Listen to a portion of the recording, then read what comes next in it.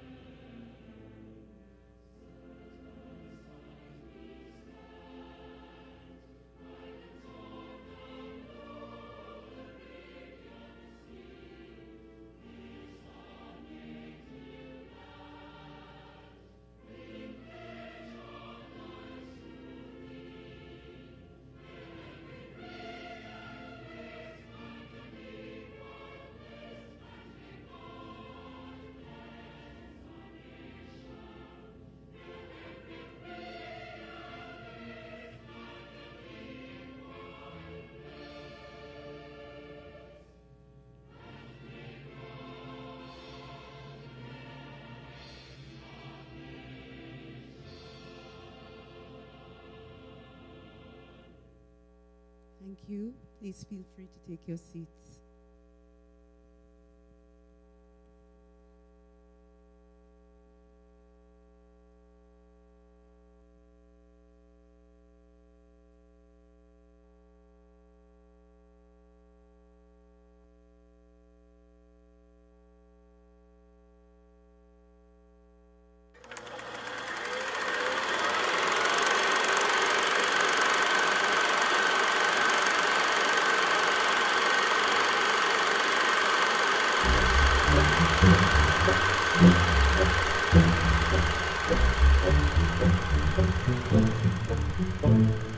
Education is the development of the acumen for perspicacious evolution to the point where there is a degree of circumlocation in one's everyday interaction due to the desire to excogitate, therefore becoming sesquipedalian when it's quite transparently, obviously clear that all that has transpired is he is now he's now Saxicolus.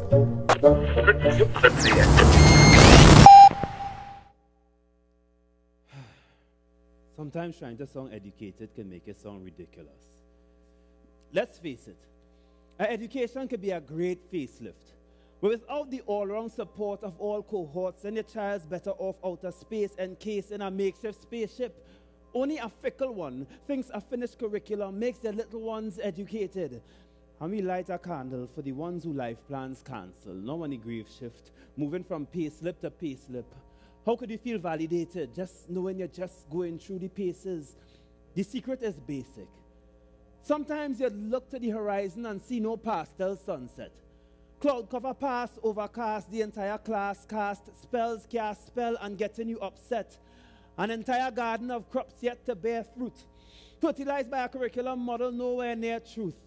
Well-rounded children placed into squares all day here is square root. Education's supposed to take you places, but you have no idea where to. We should internalize, and in turn analyze every trend or bend or turn far and wide to see just how fast a pass mark at the end of term could paralyze. Teachers in one hand arrive with tools in private schools that set the standard high, but in public schools on the other hand, a lie. A shortage of resources that set the plans awry. When we fall, then we call Henry Paul to Adonai. Even Dr. Nagera on YouTube tells that we put in the youth through hell and expecting a destined paradise. Reading Macbeth and Hamlet, but can't understand that because our antenna picks up another bandwidth. Man, it's magnets for death row. Marks set to make you concentrate on your marks set. Let's go. A race to see who comes in first from the marks. Yes, let's go. And those who come in last get let go, fast like presto. Right now, in this moment, there is a genius being told he's an idiot because he wasn't good at math. He was good at this, but wasn't good at that. Maybe good at risk, but not good at class. So let's look past the pass mark. Would you forego reading a novel and go straight to the last page? So why neglect the importance of process and go straight to a pass grade? Let's look past the pass mark. Overqualified. Now your name have too much letters. Now when they pronounce the pronoun you, it ain't sound too much better than if they pass gas. Let's look past the pass mark. We may be a quality nation, but if we restructure our policy of qualification from top floor right down to brass tacks, then we look past the pass mark. We don't invest in untapped art. So when we see the class clown, we can't see that he's a class act. Let's look past the pass mark. You think that these educators and policymakers won't be that daft? My, why build a wall between those who flags fly high and those who flags fly half-mast? Let's look past the pass mark. The minute we limit the accountability of the ministry, we diminish the parent-teacher symmetry, and it could only work half-half. Let's look past the pass mark. To the parents who think teachers bring to school bibs and maybe knickers for their kids, for their is, they believe that teachers are strangely babysitters. Know that it could only work half-half. Let's look past the pass mark. And I'll leave you with this. If we're raising a generation of kids who only value how much they could retain, and they only place value on how much memory they have remain, then you could internalize and copy this. We indeed raising a generation of internal, external drives and floppy disks.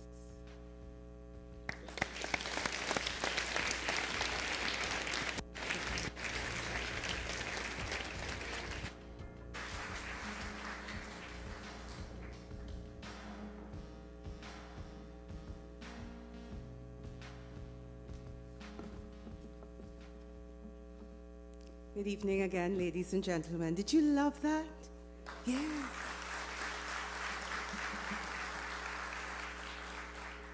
For those who don't know, I'm Nicole Crooks, Senior Manager, Human Resources, Industrial, and External Relations at the bank. On behalf of the Governor, Board of Directors, management, and staff of the Central Bank, it is my pleasure and honor to welcome you to the 32nd Dr. Eric Williams Memorial Lecture. The Honorable Prime Minister sends his regrets this evening, but he is very well represented by the Honorable Minister of Education, Minister Garcia. We welcome you and Mrs. Garcia this evening. We are honored. Yeah.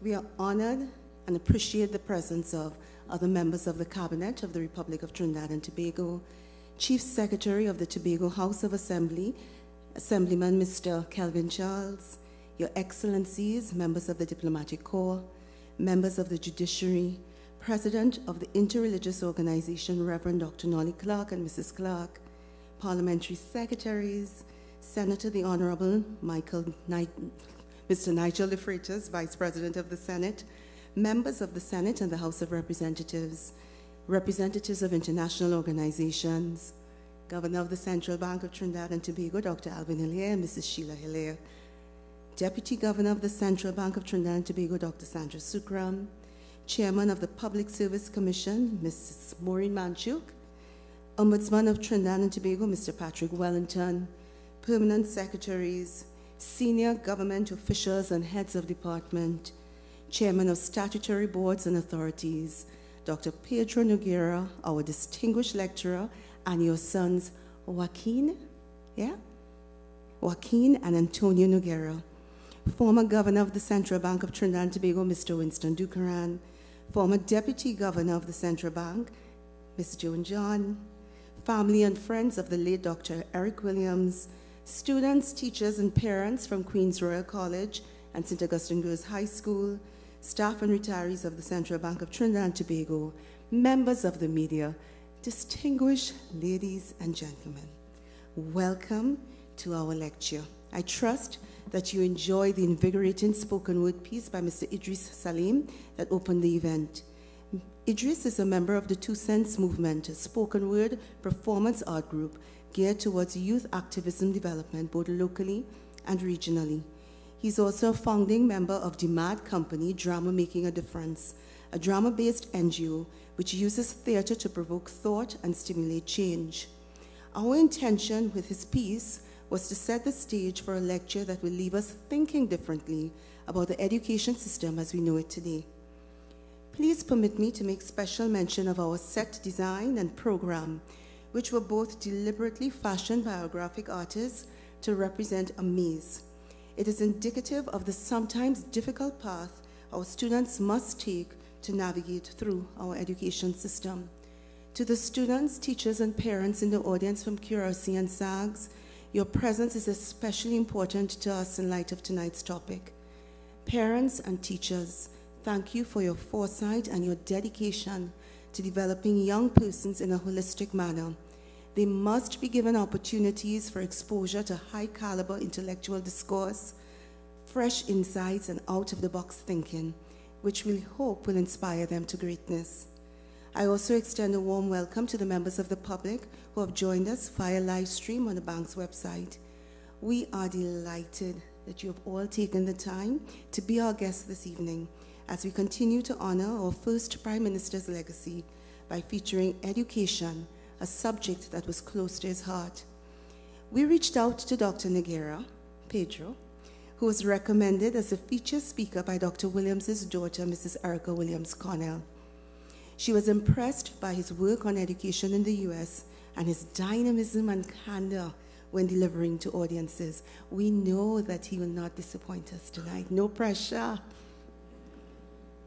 I kindly ask that you put your mobile phones on silent. Please note that videotaping of the event is not allowed. You can look forward to viewing the event on the bank's YouTube channel from next week.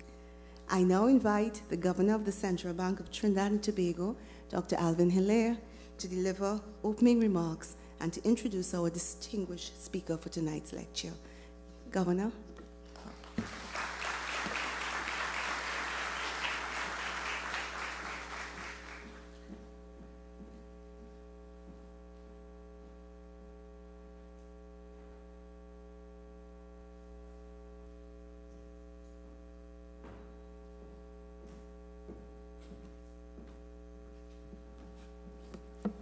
Thanks, Nicole.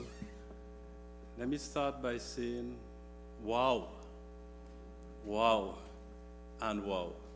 I mean, look at the set, look at the spoken word by Idris. It is really amazing and truly wonderful start to the occasion today. And I want to commend the staff members and all those who put this thing together. It's really remarkable. Thank you very much.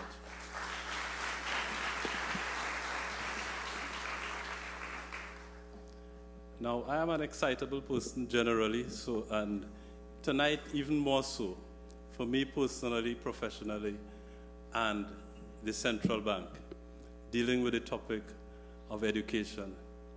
It brings me back to my good old days growing up as a youth in the second plannings in Duncan Street, Port of Spain, and having to focus on education.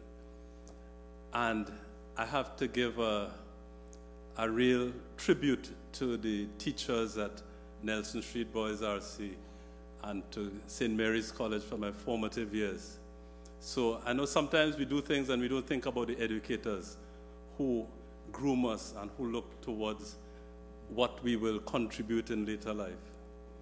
Of course, also we have our parents, and I was privileged to grow up under a strict disciplinarian, my mother, and who kept us in line.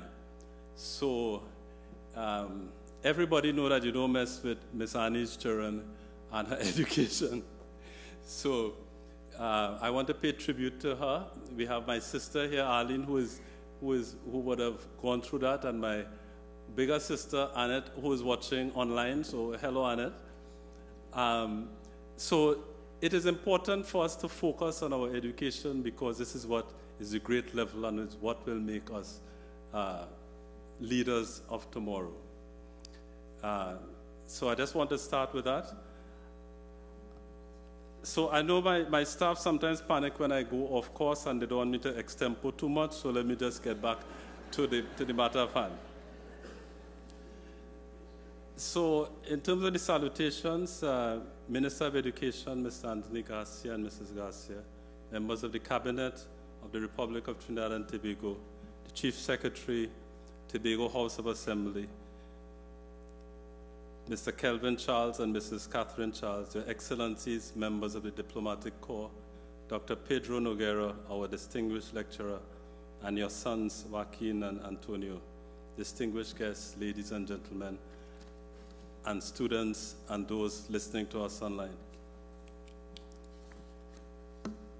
On behalf of the Board of Directors, management, and staff of the Central Bank of Trinidad and Tobago, it is my very great pleasure to welcome you to the 32nd Dr. Eric Williams Memorial Lecture.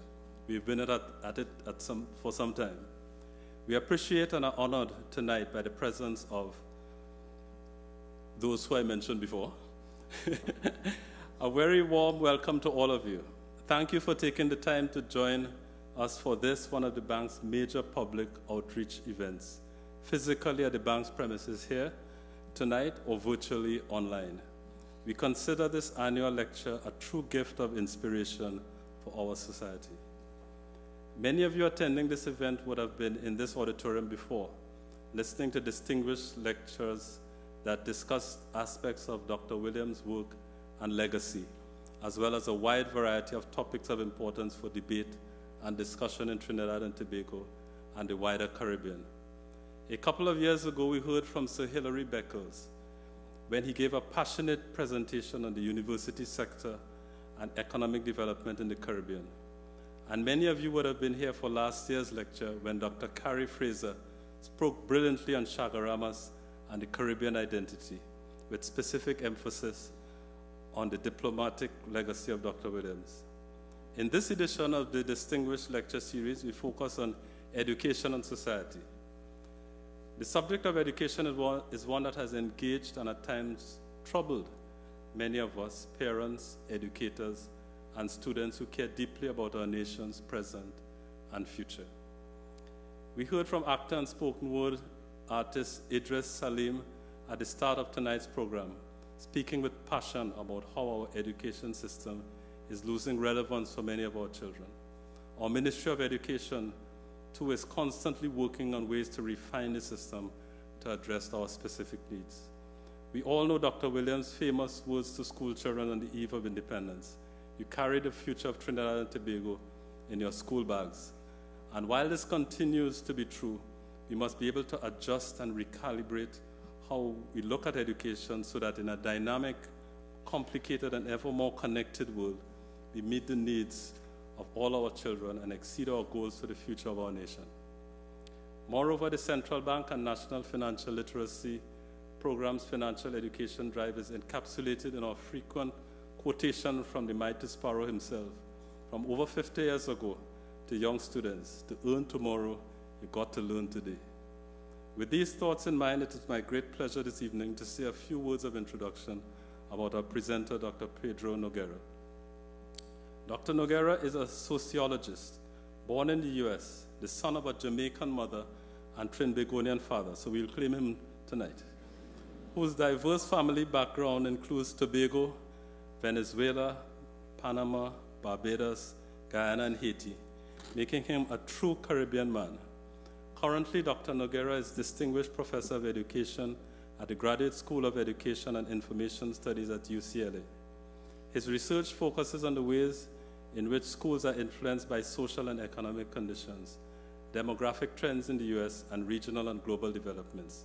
He is a sought-after presenter and has spoken on topics such as, are we failing our children? We can't wait for permission to do the right thing, and education for a changing society, which are currently all available online. Dr. Noguera is the author of 12 books, his most recent being Race, Equity, and Education: The Pursuit of Equality in Education 60 Years After Brown, and he has published over 200 articles and monographs.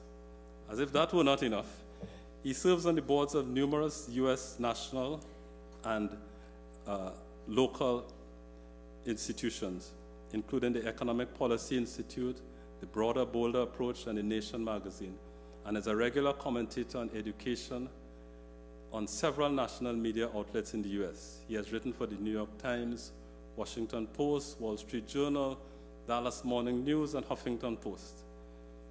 I don't know if he has time to do anything else, but He has previously served as a tenured professor and holder of endowed chairs at New York University, Harvard University, and the University of California, Berkeley. From 2009 to 2012, Dr. Nogueira served as a trustee for the State University of New York as an appointee of the governor. In 2014, he was elected to the National Academy of Education. He recently has received awards from the Center for the Advanced Study of the Behavioral Sciences at Stanford University, from the National Association of Secondary Principals, and from the Max Silver Institute at New York University for his research and advocacy focused on fighting poverty.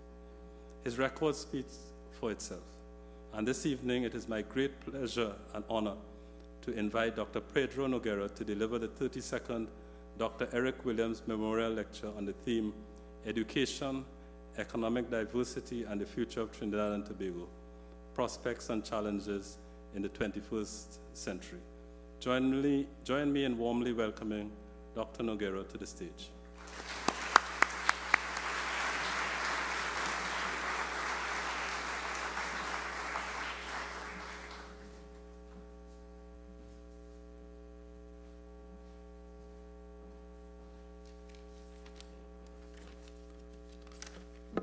Good evening. Cabinet Ministers, Chief Secretary of the Tobago House of the Assembly, members of the Diplomatic Corps, Governor of the Central Bank of Trinidad and Tobago, Dr. Alvin Hilaire, and his wife, Ms. Sheila Hilaire, Deputy Governor Dr. Sandra Sukram, and other members of the Board of Directors, distinguished ladies and gentlemen. It is truly an honor to be here and to have the pleasure and privilege of delivering this 32nd lecture in honor of Dr. Williams.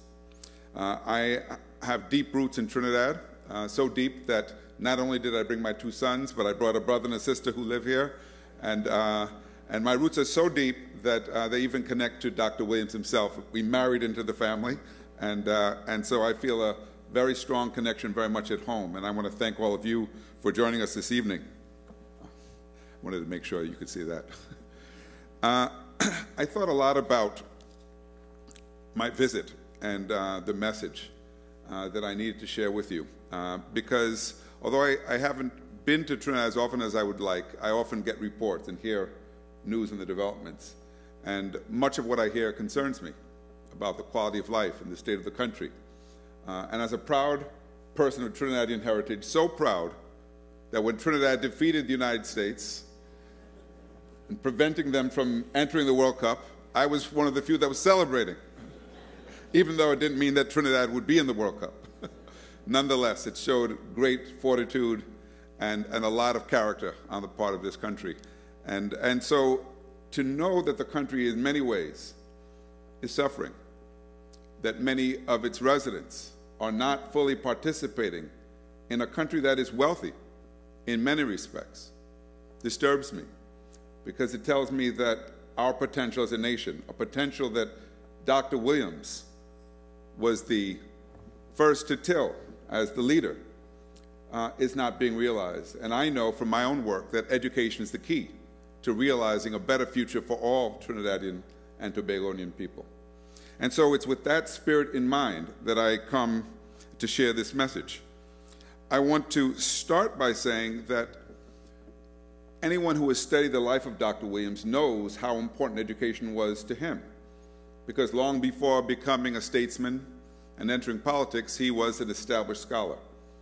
In fact, he could have easily lived a life, as I do, in the academy, where it's much easier than the rough and tumble of politics. But he chose to do battle for his country, politically that is, to make the case for independence, and not just for Trinidad, but for the entire Caribbean, because he was also one of the leading spokespeople for Caribbean unity, for the West Indian Federation. And he chose to not only make education a priority for the new nation, but health and other services that were essential to creating an equitable, democratic society. And so when we think about that legacy and we think about what he's accomplished and what he accomplished for this country, a country that is diverse ethnically, religiously, a country that is endowed with great resources, a country that is an example for many throughout the world of what is possible when people from different backgrounds work together for a common vision. We know that the promise has a ways to go. Because as we travel this country, and I get to travel, and I did even a little today, what we see is the uneven nature of development. And this is not unique by any means to Trinidad. The United States, still, in some ways, the world's richest country, is also one of the most unequal countries in the world. I live in a city, Los Angeles, that has the largest homeless population in the United States. And if you travel in the streets of downtown Los Angeles, you feel as though you're entering the third world, because in many ways you are. But we can do better than the United States. And that, to me, is where education becomes so critical, because it is not possible to create a society that's equitable and democratic unless we ensure that all members of the society participate fully in education. We know that, like the United States, Trinidad is also threatened by growing economic inequality. And the cost of that inequality are a rise in crime and desperation and a deterioration in the quality of life, which all of us witness and hear stories about each day, which add to the fear that permeates the society. We know that with respect to health and the condition of young people in the country, and even with respect to the traffic in the country, which has only gotten worse, that the quality of life is in many ways not what it should be or could be. And while we are still lucky compared to many other countries, we know that that luck could easily change. Because when you're dependent upon a finite resource like petroleum, you know that your future eventually will be in jeopardy. And so I want you to think tonight about the future of Trinidad and Tobago and what it means to create a society that is fully inclusive, a society where all members get to participate fully. I want you to think about the challenges confronting Trinidad and Tobago, islands that will feel and are already feeling the direct consequences of climate change. Whereas in the United States, there is still an active debate over whether or not it's real. Hopefully that is not occurring in this territory. Greenland is melting. The world just experienced the hottest year on record. And we know that climate change will have perilous consequences for many parts of the world, not just islands, but coastal regions. It's impacting the weather right now, where there's too much rain in some parts of the world and too little in other parts. And we know that simply wishing it away will not solve the problem, or hoping that future generations will do a better job at confronting it. We know that young people in Trinidad and Tobago are faced with a number of exclusionary factors that prevent them from fully participating. And I must be clear that we know that it is still the case that our best and brightest, in many cases, continue to do well, to excel. But this is also a country where they also must leave, because too often our best and brightest young people cannot find work and opportunity in this country and must seek it abroad. And we have to ask ourselves, can a country that continues to send so many of its talented people abroad ever completely fulfill its potential? We know that there's restricted access to secondary education in the schools, to high-quality education, and that high levels of unemployment, particularly amongst young people, where it ranks as high as 30% for those 15 to 19, poses a great threat to all of us. Because those who are idle and unable to fulfill their potential and participate fully in society often find themselves at risk to themselves and to others. And so as we contemplate the challenges we face, we have to think about what role schools can and should play as a resource for solving our society's problems. We know that right now, in most countries throughout the world, with the exception of a small number, it is demography that predicts how well our children will do. That is, rather than producing equity in our society, our schools too often produce inequity, because access to high-quality education is not universal. If it were, it would not matter where we sent our children to school. It should be that if you live in Tunapuna or in Port of Spain or in San Fernando, it doesn't matter where. The schools are good quality, and you can be sure your children will be safe and challenged and stimulated. But we know that's not the case. I often say the most equitable system I know in the world today is the New York subway system. 4 million people a day rely on that system. Regardless of where you get on, you pay the same price. It's relatively safe. Relatively, and I use that carefully, clean, if you don't mind rats. But it doesn't matter where you enter, you pay the same price. And it's one of the few institutions in the world where you will see the very rich standing right next to the very poor, relying on the same system for service. Now, it's a system that's increasingly in shambles, but it's equitably in shambles. Everyone suffers from it. Our schools need to be at least as good, because it cannot be that your birthright, where you live, who you are, who your parents were, determines what kind of education you receive. Because when that's the case, it means that many of our young people will be doomed to a life where they cannot reach their potential simply because the opportunities were not present. And so I want you to think about what it would take for education to play a role in addressing some of the pressing challenges facing the country today. Again, if you are a person who did well in school, it may be hard for you to know and think about how it might need to change. So don't think about the straight A students tonight. Think about the individuals you knew and know now, who are extremely intelligent, who are bright, but school did not work for them. School wasn't the place where they were challenged and stimulated. They were bored. They were restless. They experienced failure. Their failure becomes society's failure. Who do we incarcerate? Almost always those we fail to educate. And the cost of incarceration are far greater than the cost of education. And so I want you to consider the purposes of education. In all societies at all times, education has two purposes. One is the practical goal of integration, making sure that young people have the skills and knowledge they will need to participate fully in society so that they can earn a living and hopefully be productive members, so that they have the knowledge and the skills required to vote intelligently, to distinguish between fake and real news.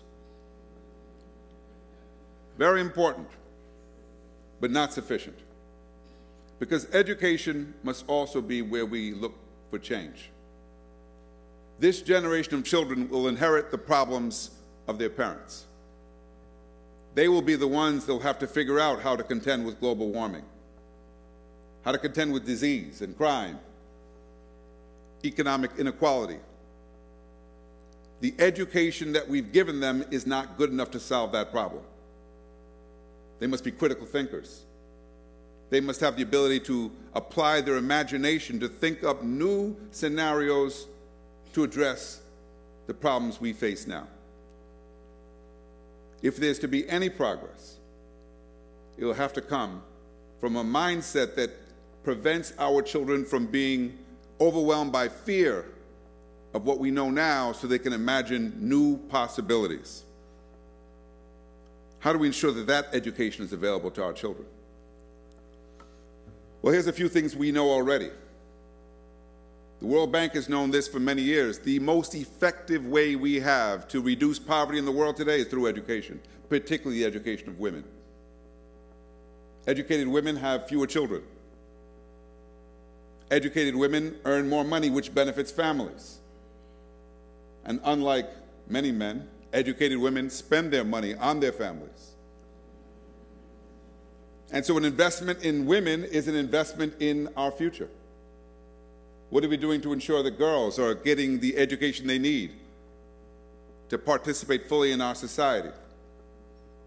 We know that when we make strategic investments in people, in economic opportunity, that too is the best way to reduce inequality and poverty.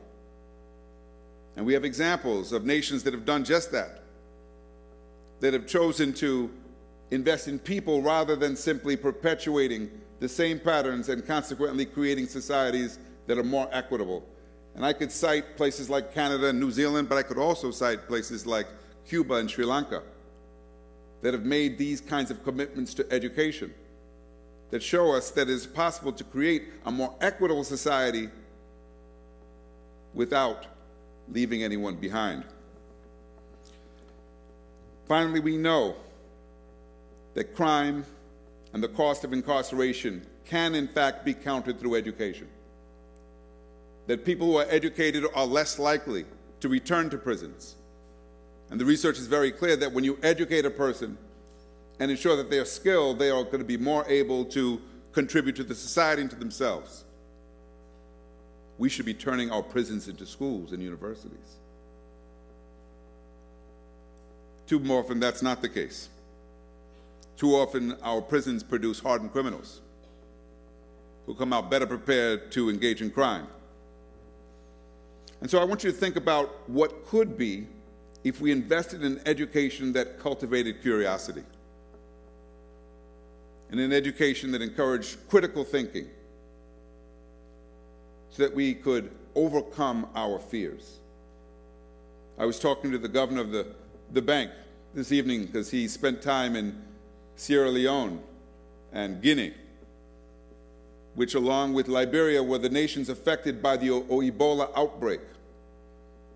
Think about the Ebola outbreak. Just 3 years ago, it was predicted that we would have a pandemic on our hands, that within 3 months, 1 million people across the globe would contract the disease. Today, Ebola is contained. Not eliminated, but totally contained. And there's still no vaccine. How did that happen? Well, as some of you recall, when the outbreak occurred, there were some who called for quarantine. Quarantine those countries, keep the people there. Don't allow them to travel, don't let them in your countries. We had a nurse that came from Liberia to Newark Airport, and the governor of New Jersey put her in a tent in quarantine for several weeks. The fear was that great that the disease would spread. But while others were fleeing, some said, no, the way to solve this is to go to those countries, to educate the people about how to deal with this disease. One of those individuals was a leading epidemiologist who happened to come from Liberia, the very neighborhood that was ground zero for the disease. Dr. Masoka Fala, he said, if people don't trust you, they'll hide the body and you'll never know, and Ebola will spread. They've got to trust you, but we don't have the luxury of time. And so within a few weeks, they created a public health system where none was. They relied on trust to educate people and to counter the fear. Now, I bring up this example because it's rare that we celebrate our victories, but we should celebrate the victory of Ebola, shouldn't we? But we should also understand how that victory was possible. Because trust is a resource that costs very little to generate. Trust and education can save lives, and we have numerous examples that when we cultivate a sense of agency in people, a belief that they have the power to control their lives and make wiser choices, that they can, in fact, change their circumstances. And I'm not naive about this because I know that there are real obstacles. There are structural and there are cultural obstacles that get in the way for many of us, that prevent us from achieving our potential. But I also know that throughout history, there have been examples of individuals who've used education and who've demonstrated agency in their lives. Now, one of the best examples I can think of is Harriet Tubman, who I'll come back to in a moment, who, despite the fact that she was illiterate, literally freed more people from slavery than anyone in the history of the United States. She had agency, not to be confused with grit. Now, my colleague Angela Duckworth, a psychologist at University of Pennsylvania, won a MacArthur Genius Award for her seminal research on grit. And I give her credit because I would say it's remarkable that you will get a Genius Award for saying people should work hard. I thought that was an old idea. I didn't know that was worthy of an award. But here's what I know. Working hard by itself does not get you very far. In fact, working hard without opportunity can leave you just tired and broke. Agency is not the same as grit. It includes grit, it includes effort, it includes persistence, but it also includes critical thinking, strategizing about how to overcome barriers. It also includes the possibility of collective agency, because sometimes it's not simply about what we do as individuals, but what we can accomplish collectively. And as we saw in West Africa and Liberia and elsewhere, when we are organized collectively to educate ourselves in our interest, great things are possible. And so I want you to think about, what are we doing to cultivate agency? Harriet Tubman, as I said, was often underestimated. She was not even 5 feet tall. She was disabled. She had sleeping sickness. She would pass out sometimes. She used to cross-dress. And so people didn't assume that this woman, this small person, could be so dangerous, until finally they realized, no, she's dangerous. In fact, sometimes she carries a gun. She became a spy for the Union Army. And when she retired later in life, living in Schenectady, New York, married to a man 30 years her junior, they asked her, Harriet, how did you manage to free so many people? She said, I could have freed so many more had they not been afraid. And so agency is real, and the examples are also real. I saw that example when I was in South Africa just a few years ago, visiting Sapphire Roads Primary School. Sapphire Roads is in a township outside of Port Elizabeth, and the townships in South Africa, for those of you who haven't visited, are far more desolate than even the poorest communities we know here in Trinidad and Tobago, because we're talking about sometimes thousands of people upon each other, living under desperate conditions. In this one community, over 50% of the children were orphans. Parents died of AIDS. And my friend, Bruce Dammons, featured here in this picture, was assigned to be the principal by the Ministry of Education. And he wisely realized when he got there that he had been set up to fail. And so he wisely turned to the community. And he threw a party. He threw what he called a Thanksgiving party, where they had food and music, and people came. And they asked, why are you throwing a party and thanking us? He says, well, I'm thanking you in advance for the help you're going to provide me, because I can't fix this school by myself. And they explained the problems facing the community, and they said, well, we'll work with you.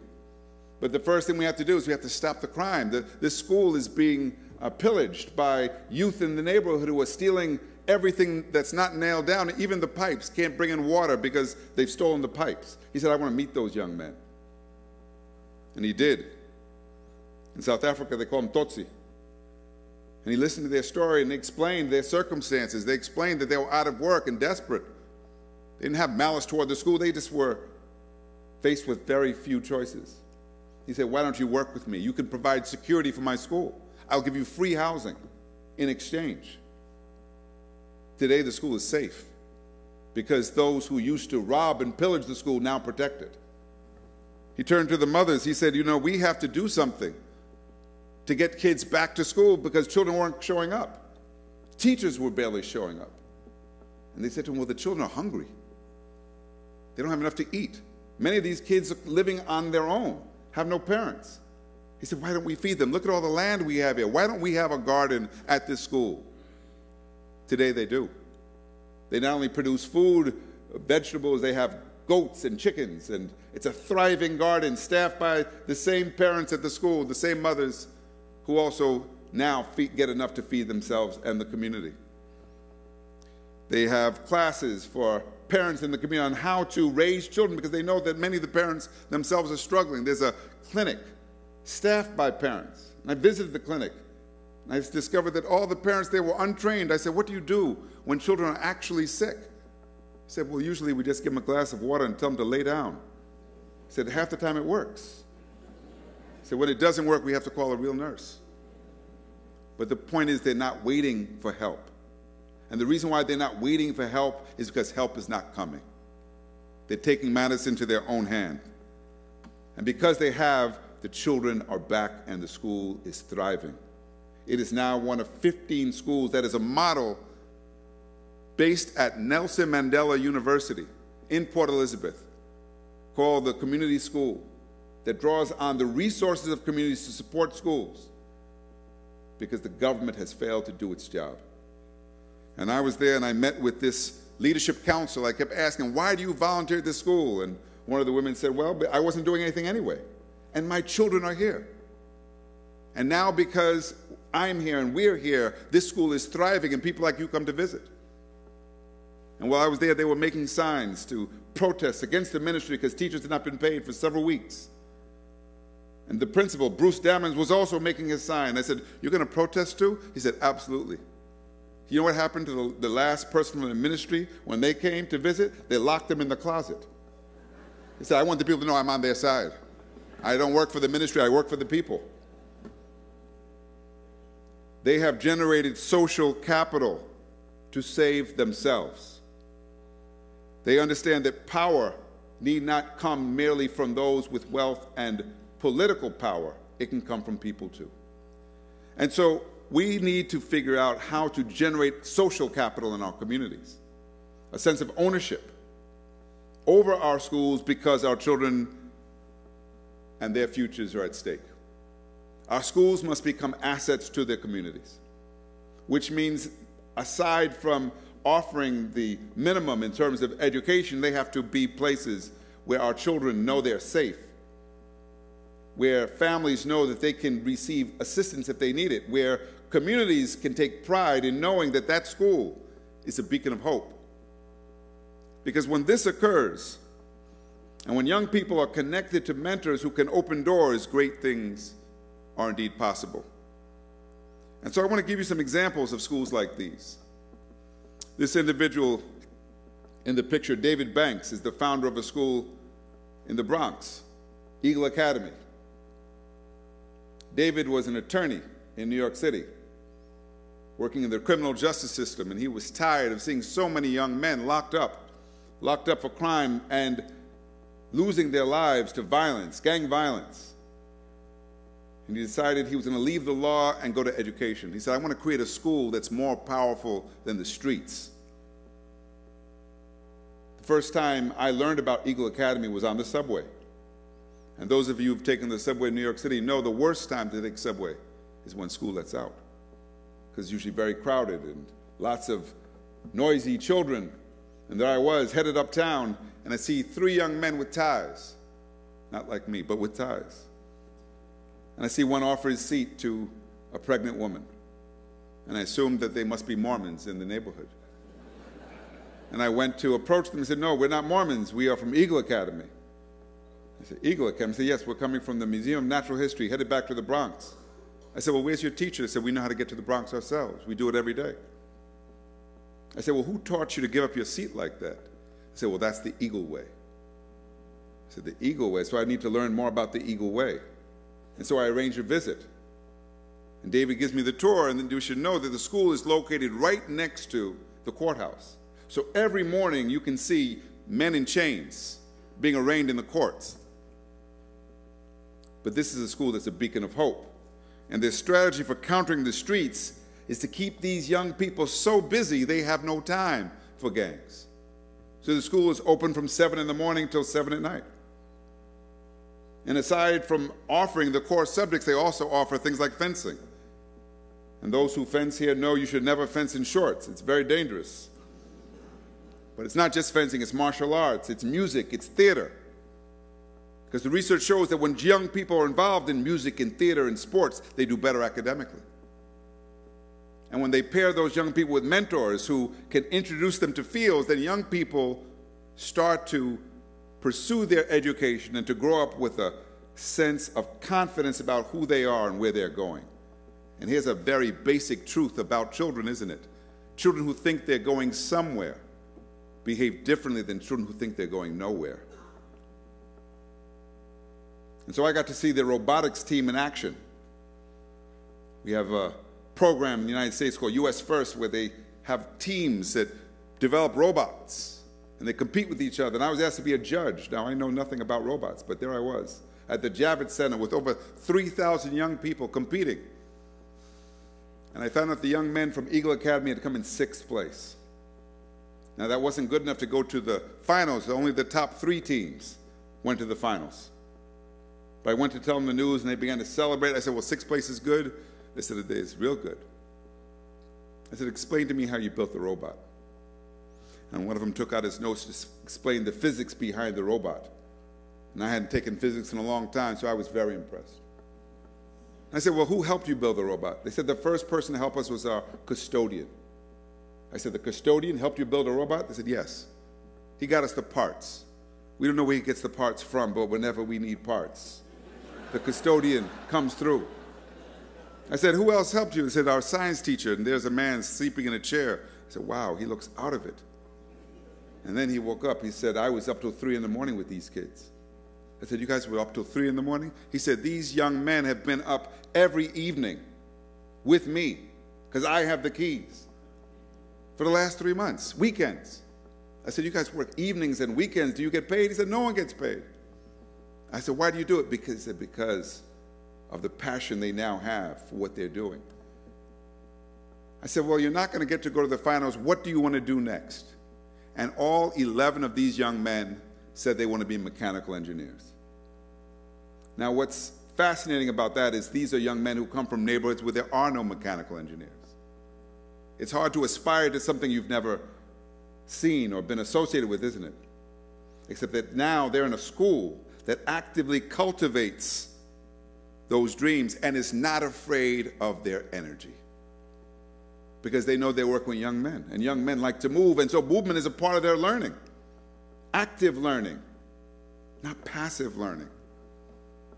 Why? Because when they are allowed to interact and learn, they're actually learning the way they learn, rather than learning the way they are told to learn. And because they are, the school is thriving, and despite the numerous obstacles they face, because they haven't changed the conditions in the community or in their homes, what they have done is to create a school that promotes resilience. And so we need to learn from these examples, because the data, particularly on black males, in the United States, also here in Trinidad, is disturbing. In every category we associate with failure, overrepresented.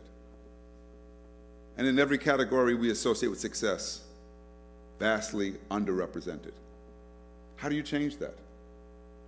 Well, there are schools that are showing it can be changed. Schools like Eagle Academy, where the children actually will tell you it's cool to be smart. I got to go to the induction ceremony for new students entering 9th graders, which is run by the existing 12th graders. The seniors run the induction ceremony and explain what the norms of the school are, the rules, the expectations, how to wear a tie. And at the end of the ceremony that I attended, the Tuskegee Airmen showed up. These men were in their 80s and 90s, some of them in walkers, and they came onto the stage, and there was a standing ovation from the young people because they wanted them to know you are part of a legacy of excellence, and excellence is what is expected of you. And so I want you to think about what is the message we are sending to young people here in Trinidad and Tobago. Are we cultivating excellence? Are we providing access to the means to use education to change their lives? Are we cultivating their curiosity? Here's one thing we all know. All children are naturally curious, aren't they? What is the most common question you've ever heard from a 3-year-old? Why? They want to know, don't they? Why is a higher order question. Why do I have to take a bath? You have to engage them about sanitation. Why do I have to eat my vegetables? You have to discuss nutrition. Why is the sky blue? Now we are really getting into tough territory. That desire to know, that desire to learn has to be nurtured, has to be encouraged. And that's what schools should do. How often at the end of the day do your children come home and say to you, I was inspired today. That was a hell of a day I had. I can't wait to go back. We laugh because we know too often that's not what happens. That's not what we hear. I was visiting a school in Los Angeles. This is a school, 100% of the children are poor, 100% of the children Hispanic, 40% of the children undocumented. That means they're living in fear as fugitives. Has the 4th highest graduation rate in all of the city. It's the only school in Los Angeles where the students evaluate their teachers. I met with the teachers and I said, what's it like to work at? They said, it's great. This is a school, very little turnover from teachers. They said, we work together. We plan lessons together. I said, what's the hardest thing about working here? They said, the feedback from the students. They don't hold back. They really tell us. And one girl told me, I have a teacher who hasn't talked to me for 2 years because I told her she was disorganized. But she's gotten better and we're on speaking terms. I asked the students, I said, how often are you inspired by what you learn? They said, every day. I said, I don't believe you. What did you learn yesterday? Girl shut up her hand. She said, yesterday we learned about the forced sterilization of women that was occurring in the United States in the 1930s. I was so disturbed, I went home and talked to my father about it. We spent 2 hours discussing it, doing more research to understand how this could have occurred because of eugenics. You know what happens when our children get a good education? They want more. It feeds a hunger to learn. That's what we should be doing in our schools today. So to address the challenges facing our society and the world, our children will have to be critical thinkers. And they're going to have to learn to use their creativity and their imagination to solve problems. The problems have to be part of the curriculum. Our education has to be relevant to our lives and to our society. Otherwise, we will continue to see young people who show up in body but not in mind, who are not stimulated and challenged, and even if they are succeeding, do not have that intrinsic desire to continue to learn on their own. So I want you to think outside the box with me for a moment, because I know that so often we are caught up in doing things the way we have that we sometimes don't stop to ask, are we going about it the right way? Is there another way we could approach this? That's a question I often ask. Positive deviance has been shown to be a very effective way to generate solutions to perplexing problems. Some of you may know Chicago has been in the midst of a crime wave that has befuddled many people. The murder rates are rising even as they've declined in big cities like New York and Los Angeles. The largest housing project right now in the United States, in New York City, in Queens, has not had a murder in over a year. I know the individuals who've been leading the effort to keep peace. They're all ex-convicts. Because they decided that the best way to maintain peace is to empower those who might otherwise undermine it, to have them be the peace builders, to train them, to educate them, to employ them. And it's worked. And so we brought them to Chicago to try to share the message of what's working. But we know that too often, even when people are confronted with what works, their ability to imagine how it could work here is limited. So limited that they are not even willing to try things that are cost-free. A colleague of mine decided that he wanted to do something about the murder rate in Richmond, California, which had one of the highest murder rates in the country. Working with epidemiologists, criminologists, they decided who are the individuals most likely to commit crimes. And it turned out there were about 75 individuals between the ages of 16 to 25. They said, let's invite them into a meeting. And they did. And instead of threatening them with jail time, they listened to them about their lives. They started something called the Shooters Project. And they decided once again they were going to work with the people most at risk to help them stabilize their lives so that they could become emissaries for peace in their community. And crime and violence in Richmond plummeted within a year. Within a year. And so when we look at answers like these, then we have to realize that there are other ways in which to approach some of our problems. One of the things that impressed me when I visited South Africa was going to Robben Island. And those of you who visited know Robben Island was where all the top leadership of the ANC and the Pan-African Congress were held, including Nelson Mandela.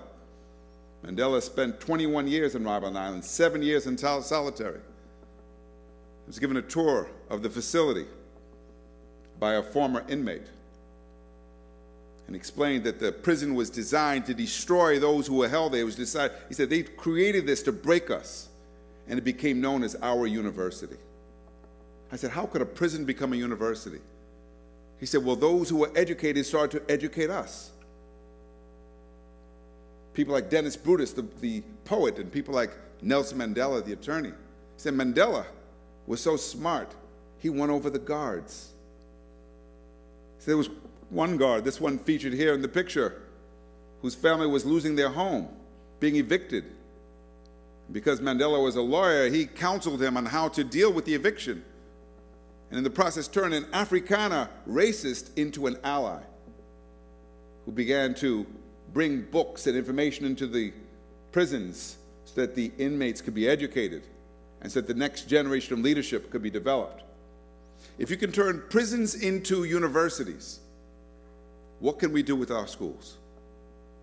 What is preventing our schools from being places that promote the kind of knowledge and education that will allow our young people to contribute to solving the problems that they face in our society and the world?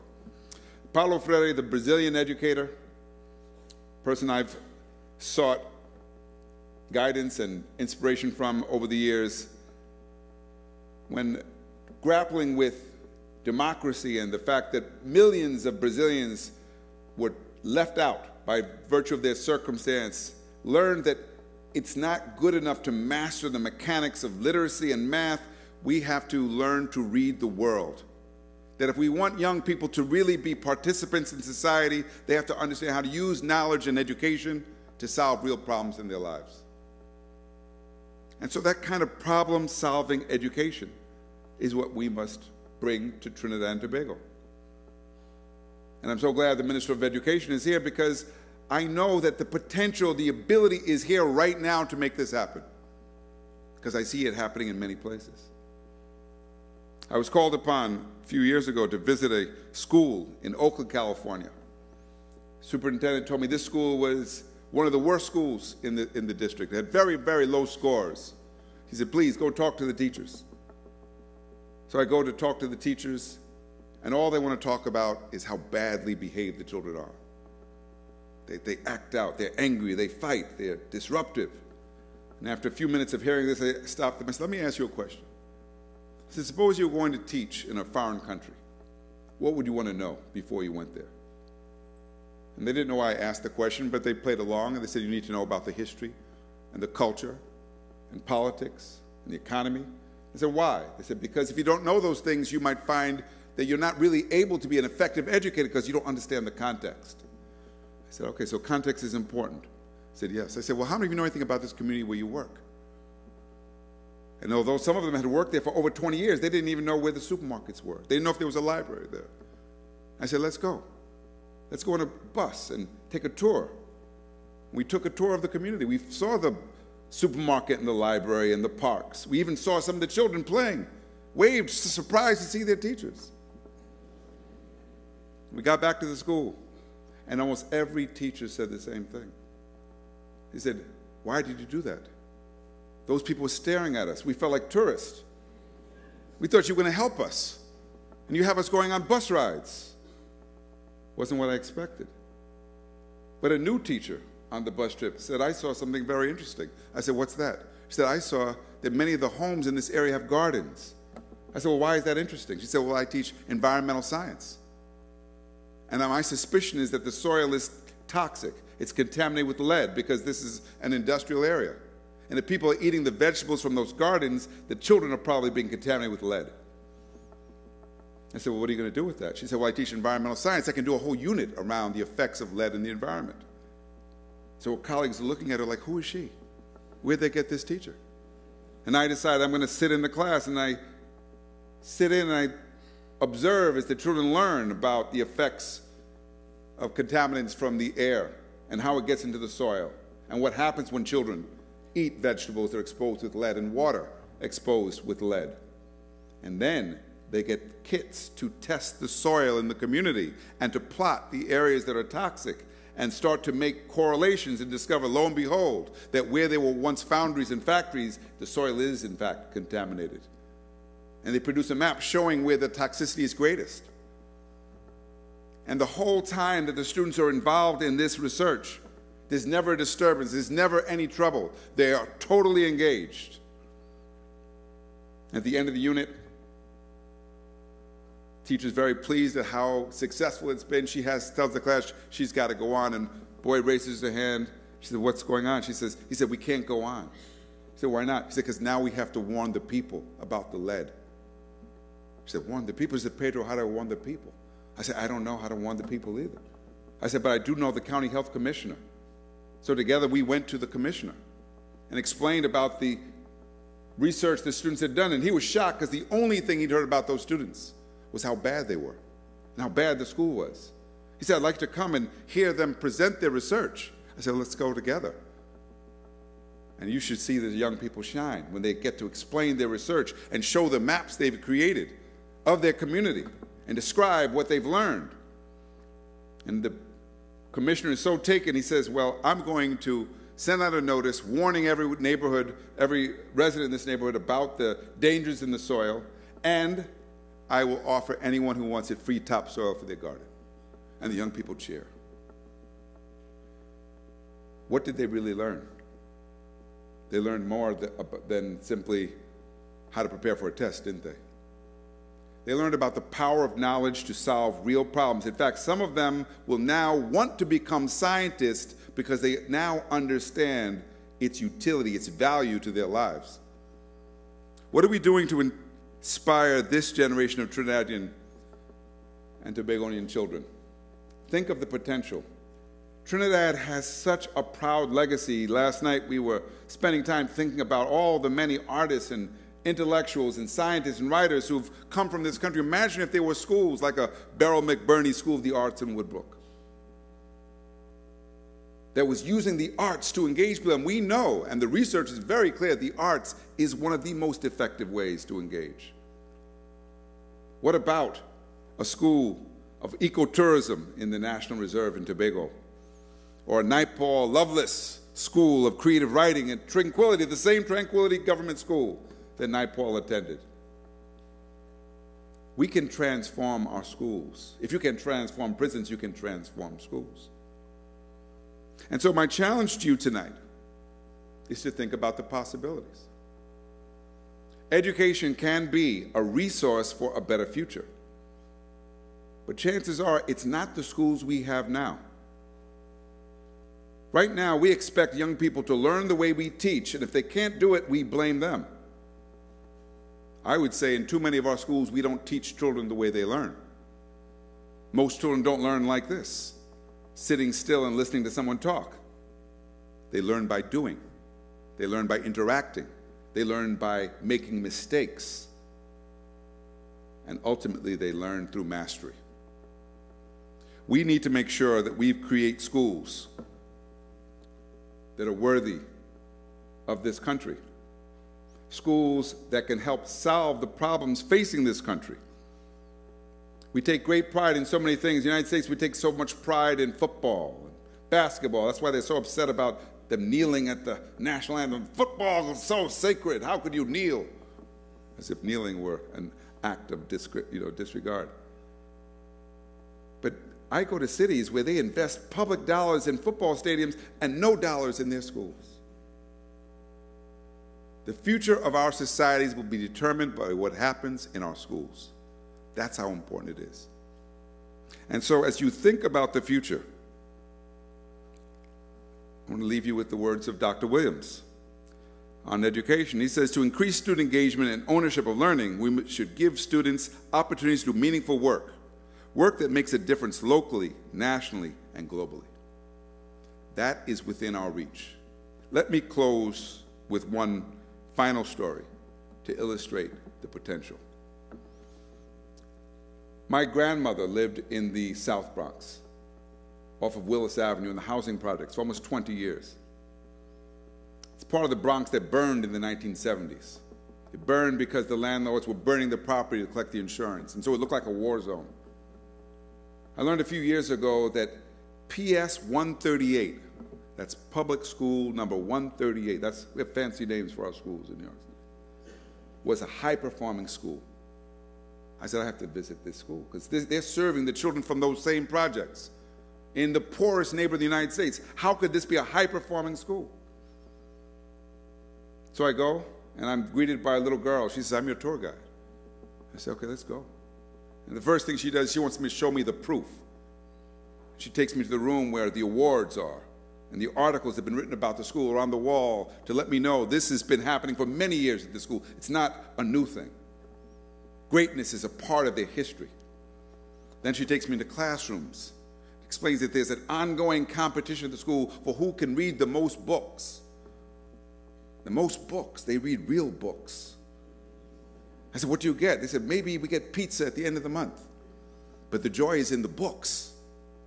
And they write, they're writers, they're writing poetry, and I had to buy several copies of their poems. I said, this is an amazing school, a beautiful school. She says, you haven't seen anything yet. Let me take you upstairs. And we go upstairs, and I learned the only museum in New York City dedicated to the history of the Bronx is in their school. But it's not locked away in a classroom. It's in the hallways.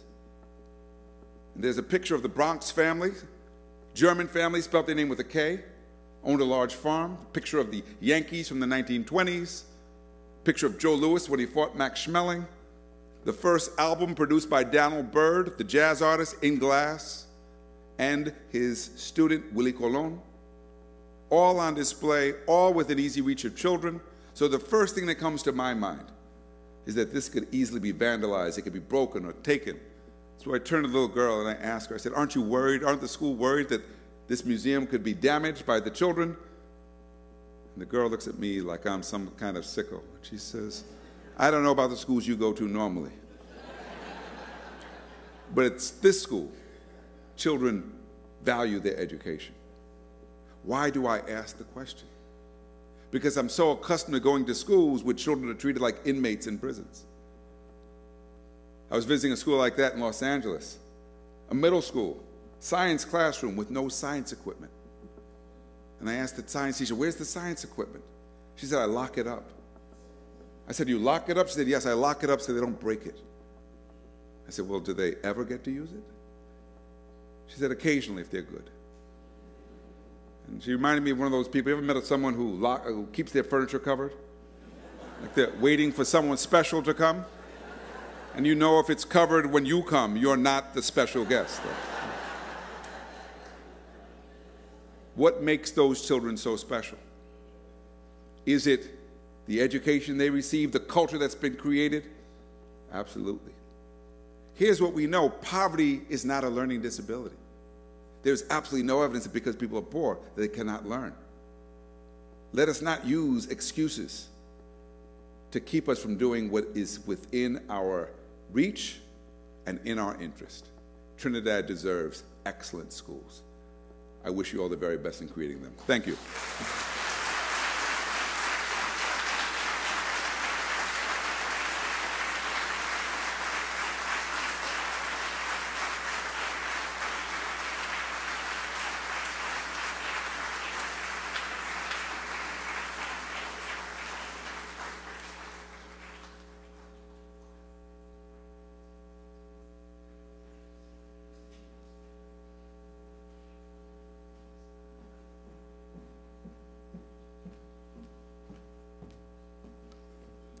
I don't even know what to say. I told you no pressure. I was awesome, awesome, awesome.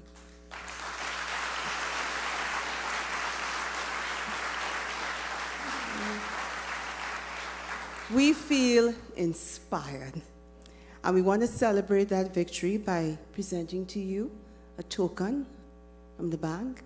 So this is where I give directions. So gentlemen, Governor and Dr. Noguera, if you can come forward onto the stage so the paparazzi can get proper pictures. you can come up. And somebody's going to bring the gift.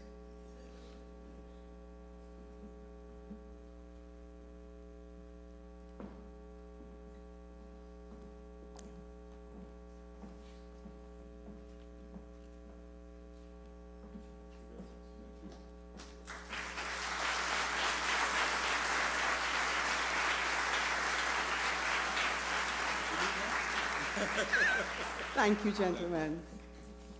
Governor, I can leave now. So as you go down, Governor, you go to the pit, and there are 2 more presentations we'd like you to make. Honorable Minister Garcia, we are so happy that you're here, and we know you came representing the Prime Minister, and we'd like to present this token to you, a token of appreciation for your time and your presence.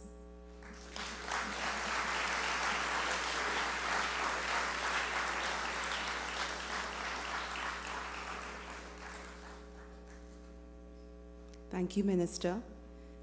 Governor, can you please present this token to Mrs. Garcia?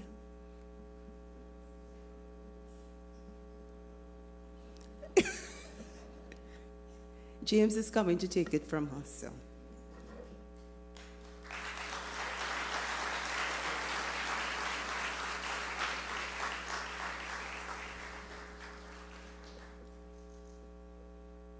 Thank you, Governor and Mrs. Garcia. Thank you, James.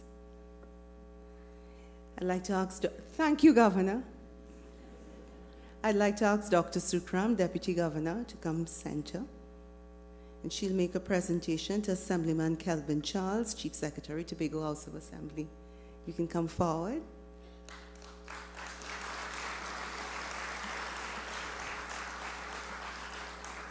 Thank you for coming.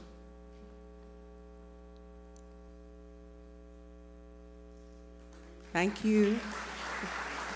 Mr. Charles.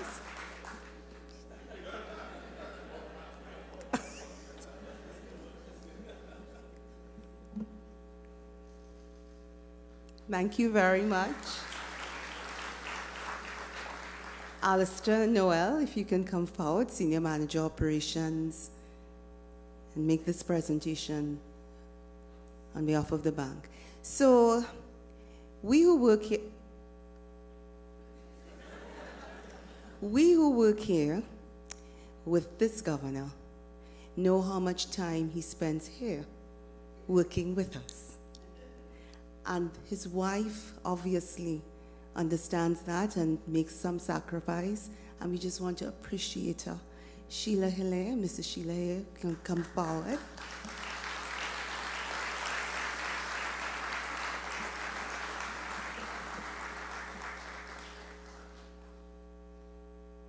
Thank you very much.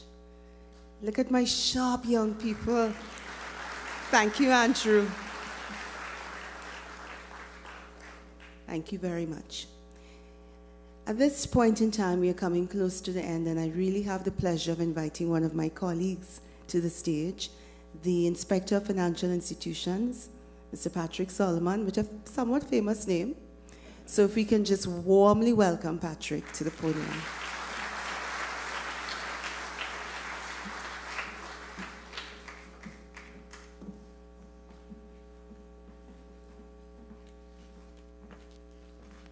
Thank you, Nicole. Nicole said it. I was sitting there taking notes, and I thought, all good things must come to an end. I could have stayed here whole night listening to Professor. He had some relevant... He had some relevant examples. And you know, once somebody is comfortable with what they do, it is easy to communicate. Good evening, ladies and gentlemen. This is my responsibility to bring our lecture to a close and to express our appreciation to everyone who has made tonight's event a success. To Governor Alvin Hilaire and Mrs. Sheila Hilaire, thank you for hosting this very captivating lecture in honor of Dr. Eric Williams. We would like to express our sincerest gratitude to our feature speaker, Dr. Pedro Nogueira, for a most informative and thought-provoking presentation. We are truly appreciative of your invaluable contribution to the legacy of Dr. Eric Williams. We need to give special thanks to the family of Dr. Williams, who continue to support this lecture series. We thank all our suppliers and everyone who helped make this event so memorable. The builders of the set, could you give them an applause for the... and our in-house designers for creating this maze, and Mr. Salim for his spoken word performance that was so appropriate for setting the tone of the lecture. Thank you to those who are providing catering and entertainment services for the reception, and to the team who work on this outstanding opening production. Thank you, our guests, for your overwhelming response and your undivided attention. That was easy tonight because of the lecturer that we had. We could not have such an event without your presence. To the schools in particular, thank you for encouraging your students to participate in our lecture series. We hope that we have enriched your lives and encouraged your interest in history and the future of our country as it pertains to education. Who knows? Maybe you may be the catalyst for change to the education system as we know it. And we got a lot of ideas of what we can do to make sure that the education is relevant and utilized. I would also like to thank at this point the Senior Manager, Human Resources, Industrial and External Relations, Mrs. Nicole Crooks, and the External Relations Department for the efficient and successful coordination of this evening's proceedings.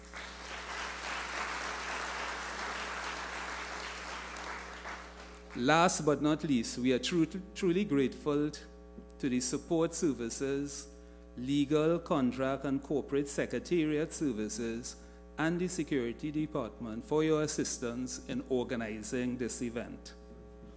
As we are celebrating our 42nd Republic Day on Monday, 24th of September, on behalf of Governor Hillier, the Board of Directors, management and staff of the bank, I extend warm greetings to you and your families. We have come to the end of the official part of the evening. I now invite you to the reception. Please remain seated as we allow the persons in the first two rows, stage center, to exit the auditorium. Our ushers will then guide you to the main concourse for the reception. Please enjoy the rest of the evening's proceedings.